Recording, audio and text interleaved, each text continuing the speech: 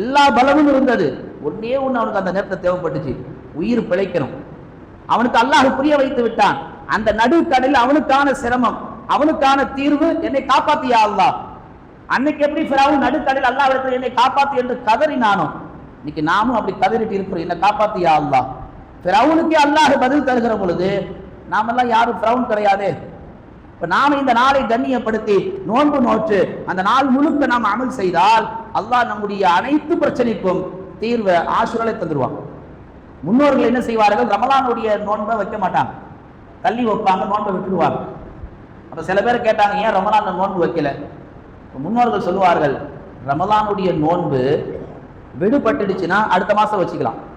இந்த மாசம் ரமலான், இந்த மாசம் நோன்பு வைக்க முடியல, அடுத்த மாசம் கலா செஞ்சுக்கலாம், ஷரியத்துல இடம் இருக்கு. ஆனா ஆஷுராவை அப்படி கலா செய்ய முடியாது. நீங்க நல்லா விளங்கணும், ரமலானுடைய நோன்பு ஃபர்லு, அந்த நேரத்தில் அது வைக்க முடியல, அடுத்த மாசம் வைக்கலாம், மார்க்கத்தில் அனுமதி இருக்கு. ஆனா ஆஷுரா ஃபர்ல் இல்ல, சுன்னத்து. அது அந்த மாசம், அந்த வருஷம், அந்த நாளில் மட்டும்தான். அதை விட்டு அதோட அடுத்த வருஷம் தான். இந்த வருஷம் ஆஷுரா விட்டுட்டேனே, எனக்கு வேலை வந்துருச்சு, ஞாபகம் இல்லை, நான் மறந்துட்டேன், இப்போதான் ஞாபகம் வந்துச்சு, வேற 12 தான் ஞாபகம் வந்துச்சு, நான் ஆஷுரா விட்டு கலா செய்யறேன்னா கூடாது. ஆஷுரா அன்னைக்கு தான். அது கூட 10 மாத்திரை வைக்க கூட, வச்சா 9, 10 இல்ல 10, 11. பெருமக்கள் என்ன சொல்கிறார்கள், ஒரு ஃபர்லை விட்டால் கூட கலா செய்வதற்கு இஸ்லாத்தில் அனுமதி இருக்கு. ஆனா ஒரு சுன்னத், அதுவும் ஒரு சாதாரண சுன்னத் அல்ல. சுன்னத்தை விட்டா பெரிய கேள்வி கிடையாது, ஃபர்லு விட்டாதான். ஆனா ஃபர்லுக்கு என்ன இருக்கு, மார்க்கத்தில் அனுமதி இருக்கு. ஆனா சுன்னத்தை விட்டுட்டீங்கன்னா அடுத்த வருஷம் தான் அது, அதுக்கு நாம ஹயாத்தா இருக்கணும். நம்மகிட்ட அந்த கேரண்டி இருக்கா? 2027 ஆஷுராலும் உயிரிழப்பு ஏதாவது உத்தரவாதம் இருக்கா? இல்ல. பெருமக்கள் ரமலானுடைய நோன்பை கூட விட்டுட்டால் கலா செய்து கொள்ளலாம், ஆனால் ஆஷுராவை விட்டால் ஒருபோதும் கலா செய்ய முடியாது. எனவே கிடைத்த வாய்ப்பை, கிடைத்த இந்த தருணத்தை நாம் பயன்படுத்தி ஆக வேண்டும் என்று பெருமக்கள் இந்த ஆஷுராவுக்கு அவ்வளவு முக்கியத்துவம் தந்தார்கள். கடந்த வாரம் ஹிஜ்ரத்தை பத்தி பேசும் பொழுது அல்லாஹ் பாவியை கொண்டு இந்த தீனை வளர்த்தான் நம்ம சொன்னோம். அதே போலத்தான் அல்லாஹ் ஒரு பாவியான உடலை கொண்டு இந்த இஸ்லாத்தை வளர்த்து கொண்டிருக்கிறான். 5000 வருஷத்துக்கு முன்னாடி மௌத்தா போன ஃபிரௌனுடைய உடலை இன்றைக்கும் அல்லாஹ் அதை மக்காத அளவு, அது வீணா போகாத அளவு அல்லாஹ் அதை பத்திரப்படுத்தி பாதுகாக்கிறான் என்றால், அல்லாஹ் இந்த தீனுக்கும் துன்யாவுக்கும் மூமின்களுக்கும் சொல்ல ஒரு செய்தி தெரியுமா? உங்கள் எல்லோருக்கும் தக்கத்தில் பிரச்சனை இருக்கு, உங்க எல்லோருக்கும் முசீபத் இருக்கு, உங்க எல்லோருடைய வாழ்க்கையிலேயோ உங்களை தேடி பிரச்சனை வந்துகிட்டு இருக்கு. ஆனா எப்ப வரும், எப்படி வரும் தெரியாது, கண்டிப்பாக வரும். அப்படி வருகிறது இந்த நாளை நீங்கள் பயன்படுத்தி, இந்த நாளில் யா அல்லாஹ் என் வாழ்நாள் முழுக்க இருக்கும் அத்தனை பிரச்சனைக்கும் உன்னிடத்திலே நான் தீர்வு காணுகிறேன் என்று துஆவை முன்வைத்தால் நமக்கு வரக்கூடிய முசீபத்துகளை அல்லாஹ் தஆலா அகற்றி விடுவான். நம்மள நிறைய பேர் கவனிக்கிறது உண்டு, இந்த ஆள் என்ன ஆஸ்பத்திரிக்கே போக மாட்டேங்கிறான், இந்த ஆள் என்ன எந்த பிரச்சனையும் மாட்டவே மாட்டேங்கிறான், இவன் மட்டும் எப்படி நிம்மதியா இருக்கிறான், இவனுக்கு எந்த தலைவலியும் இல்லையே, இவனும் ஜாலியாக தான் இருக்கிறான் பொண்டாட்டி பிள்ளைங்களோட, ஆனா இவன் ஏற்று விட்டுக்கார எல்லா பிரச்சனையும் மாட்டுறானே என்று பார்த்தால், அந்த எந்த பிரச்சனையும் சிக்காத அந்த மனிதர் ஒவ்வொரு ஆண்டும் ஆஷுராவை பயன்படுத்துகிறார்.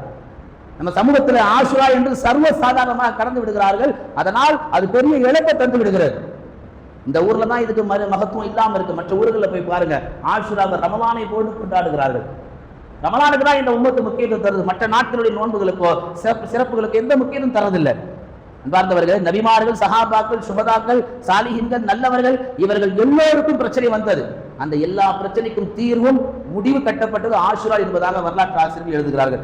அந்த வரிசையில் சதாசிதா இருக்கக்கூடிய முஸ்லிம்களாகிய நமக்கும் எல்லா பிரச்சனைகளும் நம்மை நோக்கி வருகிறது. அதற்கான தீர்வு கட்ட வேண்டும் என்று சொன்னால் இந்த ஆஷுராவை நாம் பயன்படுத்தி ஆக வேண்டும். முகமது நபி ஸல்லல்லாஹு அலைஹி வஸல்லம் சொல்லி காட்டுவார்கள், இமாம் ஹுசைன் ரலியல்லாஹு தஆலா அவர்கள் ஷஹீதாக்கப்பட்ட இந்த ஆஷுராவுடைய பிறை 10 தான். நீங்க நல்லா கவனிக்கணும். 6 வயசுல விளையாண்டு இருக்கும் போது தாயார் ஃபாத்திமாட்ட சொன்னாங்க, ரசூலுல்லாஹ் உன்னுடைய மகனார் கர்பலாவிலே ஷஹீதாக்கப்பட்டு கொல்லப்படுவார். அவங்க மௌத்தா போறது 61 வயசுல, இமாம் ஹுசைன் மௌத்தா போறது 61 வயசுல. 6 வயசுல சொல்றாங்க. ஏறக்குறைய 50-60 வருஷம் வாழ வேண்டியது இருக்கு. ஒரு 60 வருஷம் கழிச்சு நீ மௌத்தா போவ, ஆனா சாதாரணமா போக மாட்ட, உன்னை குத்தி உன்னுடைய ரத்த வெள்ளத்தில் நீ கிடப்ப என்று ஒரு பயங்கரமான செய்தியை ஒரு 60 வருஷத்துக்கு முன்னாடி ரசூலுல்லாஹ் மகளார்ட்ட சொல்லுகிற பொழுது அந்த நிகழ்வு 60 வருஷம் கழிச்சு அப்படியே நடக்குது என்றால், இது ஒரு பக்கம் இருக்கட்டும், அல்லாஹ் சஹாபாக்களை எல்லா சஹாபாக்களும் ஷஹீதாத்தான் மூத்தாக்குனான். அதுல அந்த ரசூலுல்லாஹ் சொன்ன அந்த வாக்கு நிறைவேற்றப்பட்டது ஆஷுராவுடைய பிறை 10 என்பதாக குறிப்பிடுகிறார்கள். வரலாற்று முழுக்க நீங்க எந்த நிகழ்வு வேணா எடுத்து பாருங்க, எல்லா சிறப்பும் ரமலானிலோ, மெஹராஜிலோ, லைலத்துல் கத்ரிலோ அல்லது பராத்திலோ, இதுல எதுவுமே நிகழ்த்தல. அல்லாஹ் ஆஷுராவில் தான் எல்லா நிகழ்ச்சியும் எல்லா காரியத்தையும் நிகழ்த்தி இருக்கிறான். எனவே இந்த உம்மத்துக்கு இப்போ தேவையானது என்ன? ஒரு 6 விஷயம் தான். இந்த மாதத்தினுடைய 25, 26 வரக்கூடிய வியாழன் வெள்ளி 2 நாளை நோன்பு நோற்று, பொதுவாக சுயநலமாக கேட்கக்கூடாது. இந்த ஒட்டுமொத்த உம்மத்திற்கு 6 விஷயம் தேவை. அது என்ன தேவை? முதல் விஷயம், யா அல்லாஹ் இந்த உம்மத்துடைய பொருளாதாரத்தை பலப்படுத்து. அல்லாஹ்ட்ட துஆ கேளுங்க. ரொம்ப பலவீனமா இருக்கணும் பொருளாதாரத்துல. ரெண்டாவது, யா அல்லாஹ் இந்த உம்மத்துடைய உடல் ஆரோக்கியத்தை சிறப்பாக்கி கொடு. ஒவ்வொருத்தரும் நோய் நொடியுமா வாழ்ந்துட்டு இருக்கிறோம். மூன்றாவது, யா அல்லாஹ் குடும்பங்களில் ஒற்றுமை இல்லாமல் பிளவுபட்டு கிடக்கு, எல்லா குடும்பத்தையும் ஒற்றுமையாக்கு. அல்லாஹ்ட்ட துஆல முன் வைக்கணும். நாலாவது, யா அல்லாஹ் இந்த உலகத்துல குறிப்பா இஸ்லாமியர்கள் மட்டும் இல்ல எல்லா மதத்து பெண் மக்களுடைய கற்பை பாதுகாத்துடு. யாருமே என்ன செய்யறதில்லை இன்னைக்கு, பெண் பிள்ளைகளா பார்க்கறதே இல்லை. 3 வயசு குழந்தைய கற்பழிக்கிறாங்க. செய்தியை படிக்கவும் இல்லை, கேட்கவும் முடியல. அல்லாஹ்ட்ட துஆல முன் வைங்க. 5வது, யா அல்லாஹ் நல்ல ஆட்சியை எங்களுக்கு கொடு. ஆட்சின்ற பேர்ல யார் வேணா உட்கார்ந்துருக்கலாம், அது நம்ம குறை சொல்ல வரல. ஆனா யார் ஆட்சி கட்டில உட்கார்ந்தாலும் திறமையான, ரொம்ப கூர்மையான, தொலைதூக்கு சிந்தனையோடு நல்ல ஆட்சியாளர்கள், நல்ல புத்திசாலிகளா ஆட்சியக்கூடிய அல்லாஹ் என்று துஆல முன்வைங்க. அடுத்து 6வது, ஈமானிய வாழ்க்கையை கொடு. ஈமானிய வாழ்க்கை இல்லாம தான் வாழ்ந்துக்கிறோம். அதே போல அடுத்து 7வது, யா அல்லாஹ் ஈமானிய மௌத்து கொடு. இந்த 7 செய்தியும் பிரதானமா இந்த ஆஷுராவுடைய நோன்புல உங்களுக்கான தேவைகள் அல்லாஹ்ட்ட கேட்டு முடிச்சுட்டு இந்த 7ஐயும் அல்லாஹ்ட்ட முன் வைங்க. அனைத்து பிரச்சனைக்கும் நான் ஆரம்பத்தில் சொன்னதை போன்று 3 வகையான உலகங்கள், இந்த உலகம், மன்னரை உலகம், மறுமை உலகம், இந்த 3இல் நாம் வென்று விட்டால் நாம் அல்லாஹ்வுடைய பொருத்தத்தை அடைந்து விடுவோம். அல்லாஹ்வுடைய திருமுகத்தை பார்க்கும் பாக்கியமும் கிடைக்கும். அப்படிப்பட்ட பாக்கியம் கிடைக்க வேண்டும் என்றால் இந்த ஆஷுராவை கண்ணியப்படுத்தக்கூடிய உம்மத்தாக அல்லாஹ் நம் எல்லோரையும் ஆக்குவானாக. எதை பேசணுமோ, எதை கேட்டோமோ அதன்படி அமல் செய்யக்கூடிய நர் தௌஃபீக்கை வல்ல ரஹ்மான் நம் அனைவருக்கும் தருவானாக. ஆமீன். வாஹிர் தஅவானா அல்ஹம்துலில்லாஹி ரப்பில் ஆலமீன்.